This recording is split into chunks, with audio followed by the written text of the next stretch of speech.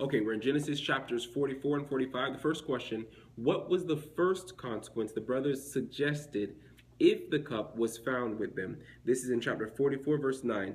If any of your servants is found to have it, he will die, the one whose sack in whom it's found, and the rest of us will become my Lord's slaves. Second question: why do you think they suggested so harsh a consequence? And it seems likely that they were so confident that none of them would have taken it, that they were sure that they could have the most ridiculous, the most extreme consequence suggested, because they knew that it was not with any of them.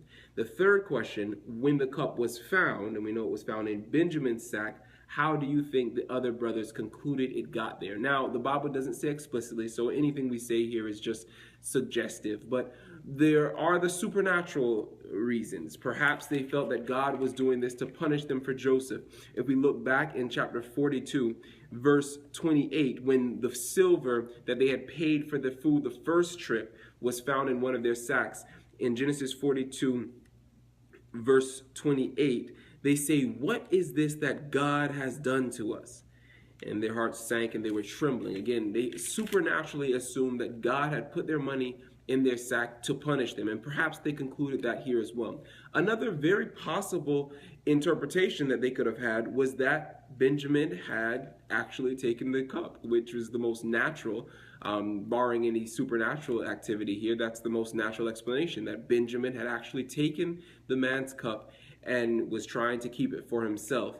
Now, again, we don't know for sure what they thought, but it is very reasonable to conclude that at least some of them may have entertained that idea.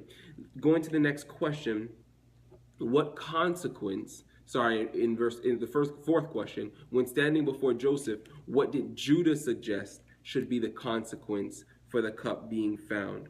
And this is also in chapter 44 and verse 16. Judah says, "We are now my Lord's slaves, we ourselves, and the one who was found to have the cup." He suggested that all of them go into slavery, and that this time he takes out that whole idea about someone dying for it. Then Joseph says, the fifth question: what consequence does Joseph say is fair? Verse 17, Joseph said, "Far be it from me to do such a thing. Only the man who was found to have the cup will become my slave. The rest of you go back to your father in peace." And so he now suggests that just the one Benjamin we know who had the cup, he should be the slave. Doesn't even say to kill him, but he said he should be the slave and the rest of you should go free. Sixth question goes to the content here. If the brothers were of the same character as when they sold Joseph, what do you think they would have done? It seems pretty obvious. If they were the same young men who had sold their brother into slavery, and that was just short of killing him, their initial plan was to kill their brother because of their jealousy. If they had the same character that they had those over 20 years ago, then they would have quickly left Benjamin to be this man's slave and gone back to their father and just, given him some excuse, really just told him the truth. The next question or next statement is list other reasons this situation was the perfect test of their character. Now notice in the first case, when they got rid of Joseph, when they maliciously took their little brother and sold him to these Midianite traders, when they did that, that was a directly hostile, malicious, and evil act. In this case, for them to leave Benjamin would not have been necessarily malicious. It would have been them just allowing the natural course of events to take place. And even if any of them did entertain the idea that perhaps Benjamin had done what he seemed to have done, then they could have even congratulated themselves and say, well, he's getting what he deserved. Justice is being served.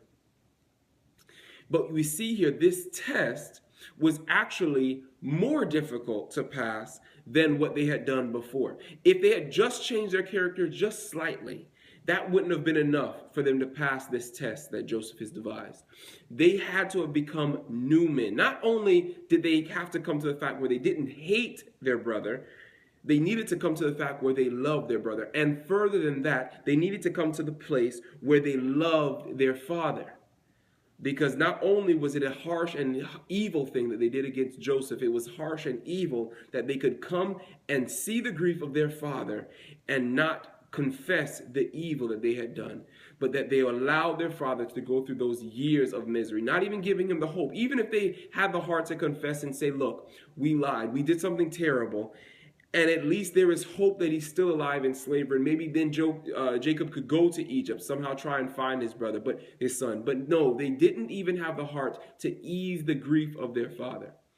And so we see here that to pass this test, they had to become much different men. And this is the test that Joseph designed. The next question is, does God do this to us? Does God put us in tests? Does God design tests that are accurate indications of our character? Well, the Bible is clear. In Deuteronomy chapter 8, we see one of the many examples of this very thing. Verse 2 says, remember how the Lord your God led you, talking to the children of Israel, all the way in the desert these 40 years. Why? To humble you and to test you in order to know what was in your heart. This same thing is done, as I mentioned, throughout the Bible. Sodom and Gomorrah was tested. That was the purpose of sending the angels. God said to Abraham that I'll go and see if the cry is that has come up to me is according to the truth of what was going on there. And if not, I will know. Testing them. We see in the New Testament, Simeon, when he sees the baby Jesus being dedicated, he tells his mother, he tells Mary, that this child will be for the rising and fall of many in Israel, and many hearts will be revealed. He will be a test. He will be a means of exposing the character of the people. Even Jesus himself in John, he tells us that the light comes into the world and men love darkness rather than light because their ways were evil. The light comes as a test to reveal the character. This is, as I mentioned, Old and New Testament, the way that God deals with humanity. He designs tests, and our response to those tests exposes or reveals the truth of our character. But the last question, what should be our attitude towards these tests? The tests in the outset of them, they seem scary. Well, we don't want to fail the test because if we fail the test, then maybe we'll be lost. We think, oh, why is God testing us? Why is God trying to expose our weaknesses? Is it, oh, God is out to get us, to see where we're wrong and then punish us for it? But no, the tests for the Christian, as Jesus says, those whose ways are evil, they leave the light. They hide from the light because they don't want their evil deeds to be exposed.